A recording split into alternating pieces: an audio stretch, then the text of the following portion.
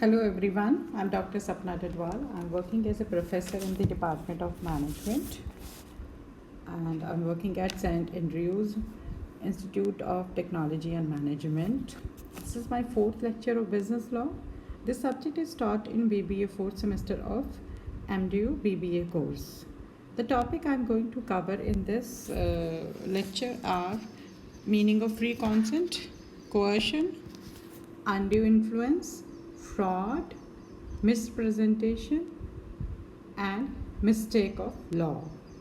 These are all these are topics are related to free consent. Free consent is very important in contract. We have already seen that in the earlier lecture. If the consent is not free, then it will not be treated as a valid contract. Without the free consent, the contract becomes voidable at the option of the aggrieved party, the party whose consent has been taken by threatening him or by coercing him, by influencing him, by doing fraud to him, or by misrepresenting him. So, it is very important for a valid contract. Now, I'm starting with free consent. And again, I would like to tell you that I have already told you in my first lecture that business law is one of the most important subjects, and it isn't only important for business owners, managers, other professionals, but also important for all of us as general public, because every day we enter into a contract, we do sale purchase, we do give our consent, and sometimes and these acts are part of our life. So the knowledge of these acts uh, is very important for us. The knowledge of these acts tells us that what are our rights, and how, if someone has deceived us, how we can take or we can complain in the court of law. What is the procedure of suing them, is it? And what is the how whether our contract is a valid or voidable contract. Now I'm starting with my lecture, that is the first topic, that is free consent. Free consent means to agree without coercion, without being forced or threatened. It is essential to the creation of contract that both parties agree to the same thing in the same sense. When two or more persons agree upon same thing, they are said to have consent.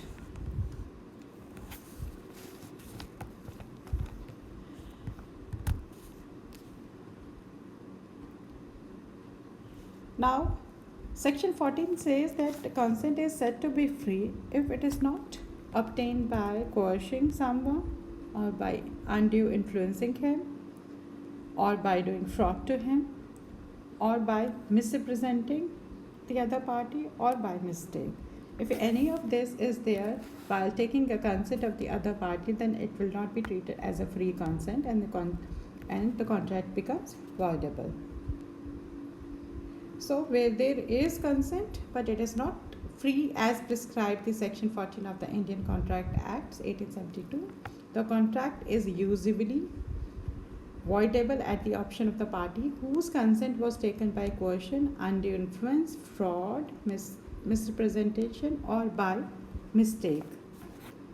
Now, effect or absence of the free consent is effect in absence of the free consent is that when there is consent but it is not free, the contract is usually voidable. And it becomes voidable at the option of the party whose consent was taken by coercion. For example, X threatens to kill Y if he does not sell his house to X. Y agreed to sell his house to X. In this case, Y's consent has been obtained by coercing him. So therefore, it cannot be regarded as a free consent. Now I'm starting with the first topic of coercion, that is coercion. Coercion means using force to compel a person to enter into a contract. So force or threats are used to obtain the consent of the party under coercion. Section 15 of the Act describes coercion as committing or threatening to commit any act forbidden by law in the Indian Penal Code. So, unlawfully detaining or threatening to detain any property with the intention of causing any person to enter into a contract is a coercion. For example, A threatens to hurt B if he does not sell his house to A for 5 lakh rupees. Here, even if B sells the house to A, it will not be valid contract since B's consent was contained by coercion.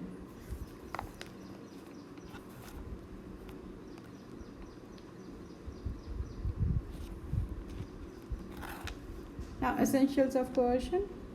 There must be clear utterance of threat. If there is no threat, then there is no coercion. The threat should be to commit an act forbidden by IPC, that is Indian Penal Code. Yes. So threat should come under Indian Penal Code. Only then it be treated as coercion. Then the third one is it must be committed with the intention of causing or forcing the other party to enter into an agreement. Then unlawful detaining or threatening to detain any property is called coercion. Then coercion may be employed by a party or by his agent. Yes, coercion, whether coercion is done by himself, the party himself, or by the other people, it will be treated as a coercion. The effect of the coercion is when the consent to an agreement is obtained by coercion, the contract is treated as voidable. In such contract, the party who has obtained the consent of the other, if has received payment, then they have to return the same to the other party. Now, I would like to discuss here that other effect of the coercion is that the party resigning a voidable contract shall restore the benefit received by him under the contract to the person from whom the benefit was received. So the party who has coerced the other party, that party has to return every benefit to the party whose consent they have taken by coercing or by threatening. Now, under this, the next topic is undue influence. Section 16 of the Act contains the definition of the undue influence. It states that when the relations between the two parties are such that one party is in a position to dominate the other party and uses such influence to obtain an unfair advantage of the other party, it will be called as undue influence. Example, A sold his gold watch for rupees 500 to his teacher after his teacher promised him of good grades. Here the consent of A, that is not adult, A is adult in this case, is not freely given. He was under the influence of his teacher. Here the teacher is in a position to influence the students. Now, essential and effect of the undue influence. A relation between the parties should be such that one of the parties in a position to dominate the will of the other. Then the object must be to take undue advantage from the other party. The third one is the effect of this undue influence is as coercion, the contract becomes voidable. And one of the essential also is the dominant party uses his dominant position to obtain that advantage or obtain advantage from the other party.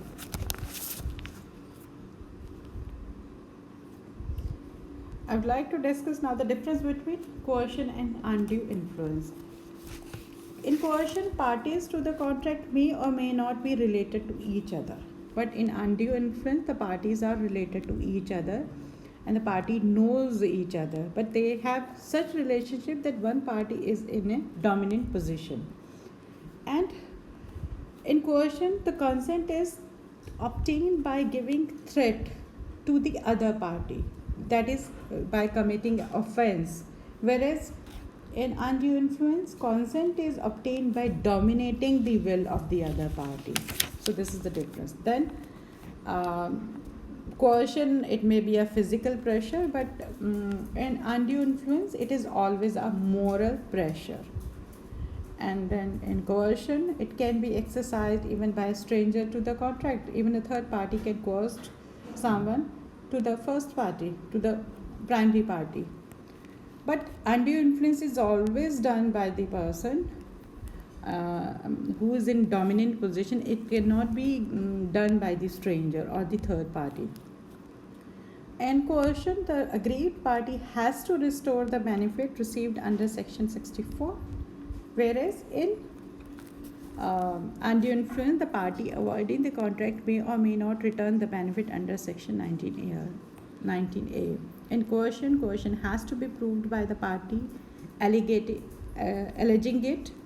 In no case it is presumed by the law. But in undue influence, it may be presumed, like relation between teacher and a student. Say it is presumed that teacher is in a dominant position. He can take consent from the students by or he can affect the will of the or dominate will of his student. So, and in coercion, the last difference is the party committing the crime may be punishable under Indian Penal Code, whereas in undue influence, it doesn't involve a criminal liability. Now, the next topic is fraud. Fraud means deceit by one of the parties, that is when one of the parties deliberately makes false statements. So the misrepresentation is done with full knowledge that it is not true or recklessly without checking for the trueness. This is said to be a fraudulent or fraud. It absolutely impairs the free consent of the other party. So according to section 17, a fraud is when a party convinces another to enter in an agreement by making statements that are suggesting a fact that is not true and he does not believe it to be true. The active concealment of the facts, a promise made without any intention of performing it, and the last one is any other such act fitted to deceive the other party. So this is called as fraud as per section 17. Now, example of the fraud is A bought a horse from B. B claims the horse can be used in the farm. Turns out the horse is a lame and A cannot use him on his farm. Here B knowingly deceived A, and this will amount to fraud. Now, the essential elements of fraud are: the fraud must be committed by a party to the contract. If anybody has committed from the outside the contract, then it will not be called as fraud related to that agreement or that contract. Then second is there must be a false representation. Only then it will be called as fraud. Then third one is false representation must to the fact of the contract. It should be related to the contract. Only then it will be a fraud. The next one is the fraud must have actually deceived the other party. If it hasn't deceived the other party, then it will not be called as fraud. And the last essential of the fraud is other party must have suffered a loss. If other party has not suffered a loss, then it will not be called as fraud. Again, the effect of the fraud is that the parties whose consent was caused by fraud can sue the other party in the court of law, and the contract between these two parties are voidable. Now, the next topic is misrepresentation. The term misrepresentation is also when a party makes a representation that is false, inaccurate, incorrect, etc. The difference here is that misrepresentation is innocent, that is not intentional. The party making the statement believes it to be true. Misrepresentation can be of three types. The first one is the positive assertion. The positive assertion means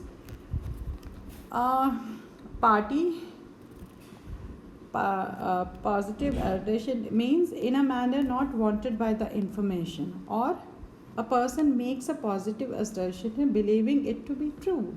because the one of the party, they are making assertion and they think it is true, they believe it true.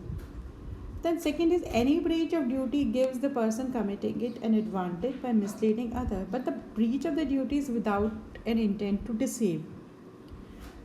Then third one is when one party causes the other party to make a mistake as to subject matter of the contract, but this is done innocently and not intentionally. Here whatever mistake there is in the subject matter, that was done by unintentionally or innocently, so that is why it is called as misrepresentation. Now essentials of misrepresentation: there must be representation of the fact, there must be made with the intention that it should be acted upon the person to whom it is presented, and it should have induced the contract, and it must be made without the intention to deceive the other party, and it may be made to third party with direction to communicate it to the other party. Now I would like to discuss the effect of misrepresentation. It is same as coercion and undue influence. The contract becomes voidable. But in case of misrepresentation, the aggrieved party has two alternative courses open to them. The party can treat the contract as voidable, or the party can affirm the contract and insist that they shall be put in the position in which they would have been if the representation made had been true. So there are two ways the party can treat it as voidable, or they can correct it and continue the same contract. Now I would like to discuss the difference between fraud and fraud and misrepresentation. Yes, there is a difference between fraud and misrepresentation. Actually, fraud is a wrong representation which is made intentionally to deceive the other party, whereas misrepresentation, it is a wrong representation which is made innocently. Intention is not to deceive the other party. And in fraud, the person making the wrong statement does not believe it to be true. He knows that whatever he is making wrong statements, and he is making wrong statements to deceive the other. But here the person who is making wrong statement believes it to be true. And in fraud, the aggrieved party can claim damages, whereas in misrepresentation, the aggrieved party cannot claim damages. So this is the difference between fraud and misrepresentation. Fraud is done by one party intentionally, whereas misrepresentation is done by the party unintentionally. The intention is not to deceive the other party. Now, mistake of law. Mistake may be defined as an error belief concerning something. Mistakes are of two types. The first one is mistake by law. The second one is mistake of fact. Now, mistake of law further divided into two parts: mistake of Indian law and mistake of foreign law. So, I am talking about mistake of Indian law. So, mistake of Indian law doesn't give the right to parties to avoid contract. So, ignorance of the law is no cause. Mistake of law, therefore, says is no excuse and doesn't give right to parties to avoid the contract. So, when there is a mistake of law, the contract is not voidable because it was caused by mistake as to any law in force in India. It is not. So, the law is not voidable. But now the second mistake of fact. The mistake of the fact can be bilateral or it may be unilateral. In case of bilateral mistake, there is no contract at all. So bilateral mistake is actually mistake from both the parties. As the name is showing, bilateral means both the parties have done mistake. So in this case, there is no contract at all.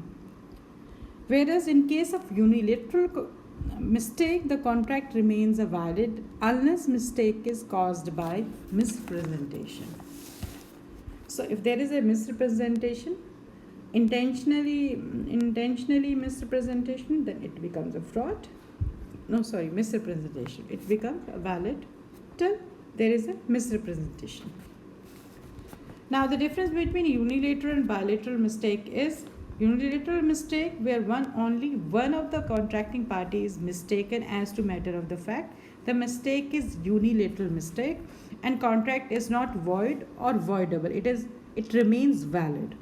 Whereas in bilateral mistake, where the parties to an agreement misunderstood each other and are at cross purposes, or both the parties have done mistake on their part, and both parties to an agreement are under mistake of fact, so agreement becomes void. There is no agreement at all.